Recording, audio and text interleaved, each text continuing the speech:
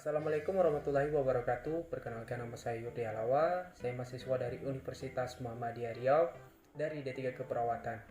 Nah, pada video kali ini saya akan mencoba untuk memaparkan materi saya yang berjudul masalah perawatan pada tumor otak dengan unsur pengampu North East Near Escape MCAP. Nah, pengertian tumor otak. Nah, tumor otak dalam pengertian umum berarti benjolan. Dalam istilah radiologis disebut lesi desak ruang, atau space occupying lesion. Jadi tumor otak merupakan penyakit yang menyerang otak makhluk hidup di mana sel otak tumbuh secara tidak normal pada daerah sekitar otak. Nah, adapun jenisnya terdiri dari tumor jinak dan tumor ganas. Nah, satu sifat tumor jinak adalah pertumbuhannya yang lambat tapi pasti. Nah, prognosanya pada umumnya baik jika bisa diambil. Nah, sedangkan tumor ganas mengalami pertumbuhan cepat dan merusak fungsi otak serta prognosanya yang buruk. Kemudian faktor risiko mengidap tumor otak. Nah, beberapa faktor risiko yang lebih rentan mengidap penyakit tumor otak yaitu yang pertama faktor genetik. Nah, faktor risiko tumor otak adalah genetik atau penderita memiliki riwayat keluarga yang pernah mengalami penyakit tersebut. Tumor otak tersebut diketahui berasal dari mutasi gen yang diturunkan dalam sebuah keluarga. Yang kedua, paparan radiasi. Selain genetik, faktor risiko tumor otak selanjutnya adalah adanya paparan radiasi kimia. Paparan radiasi kimia tersebut dapat berasal dari gas beracun seperti bom atom, nuklir, dan lain sebagainya. Dan yang terakhir, usia lanjut. Faktor risiko yang terakhir adalah para orang tua dengan usia lanjut. Sering bertambahnya usia, maka seseorang menjadi rentan dan untuk mengalami berbagai penyakit seperti tumor otak. Nah, tanda dan gejala yang perlu diwaspadai yang pertama lobus frontalis gangguan mental atau gangguan kepribadian ringan seperti depresi, bingung, tingkah laku aneh, ataksia, dan gangguan bicara. Kemudian korteks presentialis posterior, kelemahan atau kelumpuhan pada otot-otot wajah, lidah, dan jari. Kemudian lobus paracentalis, kelemahan pada ekstremitas bawah.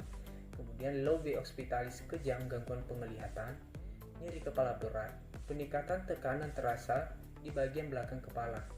Dan yang terakhir, kejang. Nah, klasifikasi tumor otak. Yang pertama adalah tipe tumor jinak. Tipe tumor jinak adalah tipe tumor yang paling tidak agresif. Tumor jinak pada otak berasal dari sel-sel dalam atau sekitar otak, tidak mengandung sel kanker. Tumbuhnya perlahan dan memiliki batas yang jelas yang tidak menyebar ke jaringan lain. Kemudian tumor ganas. Tumor ganas adalah tipe tumor yang mengandung sel kanker, tumbuh cepat dan menyerang jaringan otak di sekitarnya, dan tidak memiliki batas yang jelas. Tumor ini disebut juga dengan kanker otak. Kemudian tumor primer. Tumor primer adalah tipe tumor yang dimulai di sel otak dan bisa menyebar ke bagian otak lain atau ke tulang belakang. Nah, tumor otak primer biasanya jarang menyebar ke organ lain. Kemudian tumor metastasis. Tumor metastasis adalah tipe tumor yang dimulai di bagian tubuh lain, dan kemudian menyebar ke otak. Kemudian perawatan dan efek samping dari perawatan tumor otak. Yang pertama adalah operasi. Nah, operasi tumor otak bertujuan mengangkat tumor seaman mungkin tanpa merusak jaringan otak di sekitarnya. Di kebanyakan kasus, operasi tumor otak akan dilakukan dengan bius atau anestesis umum. Ada yang juga dikerjakan dengan anestesi lokal. Nah, efek samping operasi tumor otak yang pertama, pembengkakan otak. Pembedahan dapat menyebabkan pembengkakan di otak. Pembengkakan terjadi akibat adanya tekanan di dalam tengkorak. Kemudian sakit kepala. Setelah operasi kanker otak, pasien dapat mengalami efek samping berupa sakit kepala disebabkan oleh bekas luka sayatan di kepala. Saat operasi, sistem di dalam otak dapat rusak dan tekanannya menurun. Hal inilah yang memicu sakitnya kepala sebagai efek samping setelah operasi kanker otak. Kemudian kehilangan fungsi otak. Salah satu kekhawatiran terbesar pada prosedur pengangkatan tumor otak adalah risiko hilangnya fungsi otak sebab tiap area dan girosa otak memiliki fungsinya masing-masing.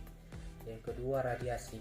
Perawatan tumor otak dengan menggunakan terapi radiasi menggunakan sinar berenergi tinggi seperti sinar X atau proton untuk membasmi sel tumor. Nah, jenis perawatan medis radiasi yang diberikan biasanya hanya fokus pada area tempat bersarangnya tumor. Kemudian efek samping terapi radiasi yang pertama adalah kelelahan, sakit kepala, masalah daya ingat dan iritasi kulit kepala.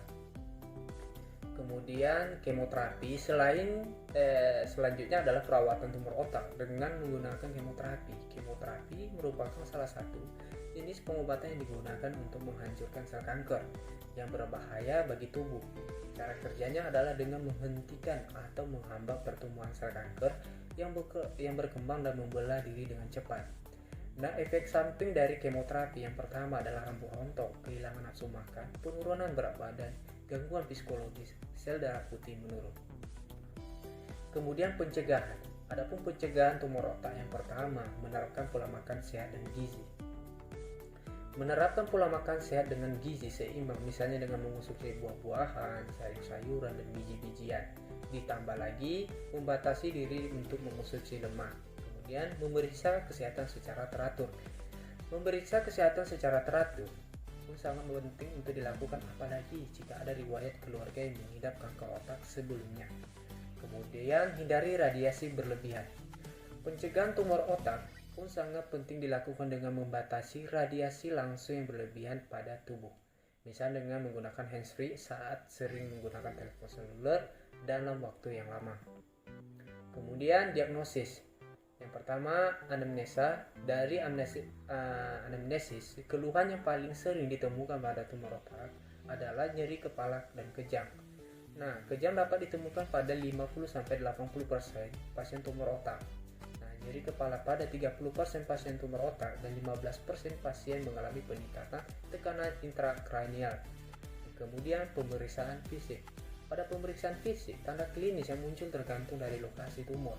Tumor otak dapat disertai gejala defisi neurologis, vokal maupun gejala sistemik yang tampak pada pemeriksaan neurologis. Nah, tumor otak pada lobus frontal menyebabkan anosmia, dementia, perubahan kepribadian, gangguan gait, kejang, dan afasia motorik. Dan yang terakhir, diagnosa banding. Nah, diagnosis banding tumor otak tergantung dari usia pasien, faktor risiko infeksi, penyakit kanker lain yang diderita, dan karakteristik pada pencitraan. Diagnosis banding tumor otak dapat dikategorikan menjadi metastasis, infeksi, lesi vaskular, dan kelainan inflamasi. Nah, diagnosa keperawatannya yang pertama adalah nyeri kronis berhubungan dengan penyakit. Yang kedua, perubahan nutrisi, kurang dari kebutuhan tubuh berhubungan dengan mual, muntah, dan tidak nafsu makan. Ketiga, kurang pengetahuan tentang kondisi dan penanganan penyakit berhubungan dengan kurangnya informasi. Dan yang keempat, gangguan mobilitas fisik yang berhubungan dengan gangguan pergerakan dan kelemahan. Kemudian pemeriksaan penunjang yang pertama yang digunakan adalah magnetic resonance imaging atau MRI. Nah, tujuan MRI sendiri sama seperti CT scan. Namun pada MRI, pemindaian dilakukan dengan medan magnet yang kuat dengan gelombang radio.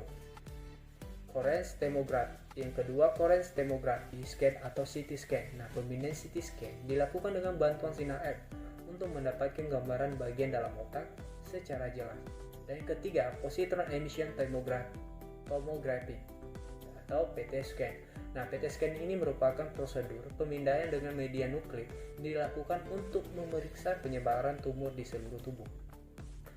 Nah, adapun komplikasi dari tumor otak, yang pertama adalah cacat fisik, dan yang kedua kehilangan ingatan, ketiga masalah penglihatan dan pendengaran yang disebabkan oleh kerusakan saraf, yang keempat stroke, yang kelima kejang, keenam gangguan hormonal, ketujuh gangguan pada kandung kemih hingga kematian.